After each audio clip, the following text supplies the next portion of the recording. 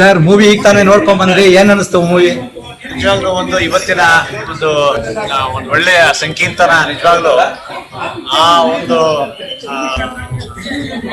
ಬಹಳಷ್ಟು ಕನಕದಾಸ್ ಇರ್ಬೋದು, ಪುರಂದರದಾಸ್ ಇರ್ಬೋದು, ಮತ್ತೆ ಬಹಳ ಒಳ್ಳೆಯ ಅದ್ಭುತ ಕಥೆಯನ್ನ ಮತ್ತೆ ಇವತ್ತಿನ ಪೀಳಿಗೆಗೆ ವಿಶೇಷವಾಗಿ ಅದು ಉಳಿಬೇಕು ಅಂತ ಒಂದು ಕಥೆಯನ್ನ ನಿಜವಾಗ್ಲೂ ಇವತ್ತಿನ ಮಕ್ಕಳಿಗೆ ಮತ್ತೆ ಇವತ್ತಿನ ಯುವಕರಿಗೆ ಮತ್ತೆ ಹಿರಿಯರಿಗೆ ಬಂದು ಎಲ್ಲ ಕುಟುಂಬ ಸಮೇತವಾಗಿ ನೋಡ್ತಕ್ಕಂಥ ಒಂದು ಒಳ್ಳೆ ಚಿತ್ರವನ್ನ ನಿಜವಾಗ್ಲೂ ನೀವು ಮಾಡಿದ್ದೀರಿ. ಚಿತ್ರತಂಡಕ್ಕೆ ನಾನು ಧನ್ಯವಾದಗಳನ್ನು ತಿಳಿಸ್ತೇನೆ. Thank you sir. ಅಮ್ಮ ಈಗ ಸಿನಿಮಾ ನೋಡ್ಕೊಂಡ್ ಬಂದ್ರಿ, ಏನ್ ಅನಿಸ್ತು? ಸಿನಿಮಾದ ಬಗ್ಗೆ ಏನ್ ಅನಿಸ್ತು? ಏನ್ ಅನಿಸ್ತು ಮೇಡಮ್ ಮೂವಿ?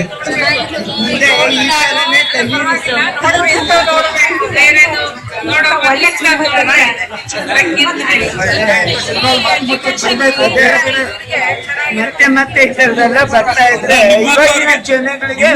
ಶಕ್ತಿ ಕೊಳ್ಳಿ ಇಂತ ಪಿಕ್ಚರ್ ಮಾಡೋದಕ್ಕೆ ಅದು ನಮ್ಮಂತವ್ರು ಕಡಿಮೆ ಜನ ನೋಡೋದು, ನಿಮ್ಮಂತವ್ರಿಗೆ ಶಕ್ತಿ ಕೊಳ್ಳಿ ಆ ಭಗವಂತ.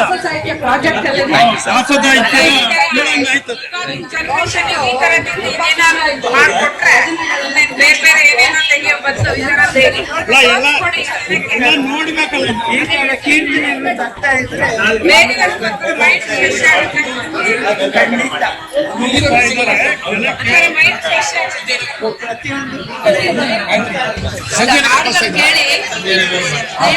ಏನ್ ಅನಿಸ್ತು ಸಿನಿಮಾ ಬಗ್ಗೆ ಹೇಳಿ ಮೇಡಮ್. ಸಿನಿಮಾ ಬಗ್ಗೆ ಒಳ್ಳೆ ಹಳೆ ಪುರಂದರದಾಸರು, ಕನಕದಾಸರು ಅವರ ಸಜ್ಜನರ ಬಗ್ಗೆ ಇಲ್ಲಿ ಇವಾಗ ನಮಗೆ ದಾಮನ್ ಈ 2026 ಅಲ್ಲಿ ನಮ್ಮ ದಾಮನ್ ಧನ್ಯವಾದಗಳು.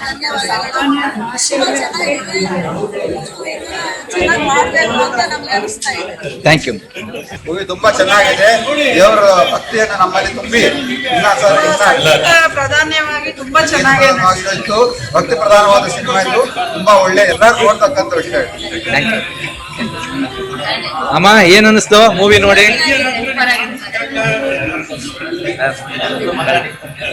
ಸರ್ ಏನ್ ಅನಿಸ್ತು ಮೂವಿ? ಎಲ್ಲ ನೋಡ್ಬೇಕು. ಹೇಳಿ ಮೇಡಮ್. ಸಂಗೀತನ ಫಿಲ್ಮ್ ತುಂಬಾ ಚೆನ್ನಾಗಿತ್ತು. ನಾವು ಬಜರಂಗಿಯವರು ದಿನ ಅದ್ರ ಹಾಗೆ ಇರ್ತಿರ್ತೀವಿ. ಇವಾಗ ದೃಶ್ಯ ರೂಪದಲ್ಲಿ ನೋಡಿದ್ರೆ ನಮ್ಗೆ ತುಂಬಾ ಸಂತೋಷ. ಎಲ್ಲರ ಅಭಿನಯ ತುಂಬಾ ನೈಜವಾಗಿದೆ. ಈ ತರ ಹೆಚ್ಚು ಹೆಚ್ಚು ಚಿತ್ರಗಳು ಬಂದು ನಾವು ನಮ್ಮ ಪ್ರೋತ್ಸಾಹ ಯಾವಾಗ್ಲೂ ನಿಮ್ಗಿರುತ್ತೆ. ಹೇಳಿ ಏನ್ ಅನಿಸ್ತು ಮೂವಿ ನೋಡಿ? ನೀವು 2 ಸಾರಿ ಇವಾಗ ಸಿನಿಮಾ ನೋಡಿದೀರಾ, ಏನ್ ಅನಿಸ್ತು ಸಿನಿಮಾ ಬಗ್ಗೆ? ದಾಸರ ಬಗ್ಗೆ ಎಷ್ಟು ಚೆನ್ನಾಗಿ ತೋರಿಸ್ಕೊಟ್ಟಿದ್ದೀರಿ. ಇಂಥ ಸಿನಿಮಾಗಳು ಮತ್ತೆ ಎಲ್ಲರೂ ನಮ್ಮ ಕನ್ನಡ ದಾಸ ಸಾಹಿತ್ಯ ಬಗ್ಗೆ ಚೆನ್ನಾಗಿ ಎಲ್ಲ ತೋರಿಸ್ಕೊಟ್ಟಿದ್ದೀರಿ. ವಿಶೇಷವಾಗಿ ವೈಕುಂಠ ದಾಸರ ಬಗ್ಗೆನೂ ಅಷ್ಟು ಜನಕ್ಕೆ ಗೊತ್ತಿಲ್ಲ, ಅದನ್ನು ಚೆನ್ನಾಗಿ ಎಲ್ಲ ತೋರಿಸ್ಕೊಟ್ಟಿದ್ದೀರಿ. ತುಂಬಾ ಧನ್ಯವಾದಗಳು. ಮತ್ತೆ ಇಂಥ ಪಿಕ್ಚರ್ ಬರ್ತಾ ಇರಬೇಕು.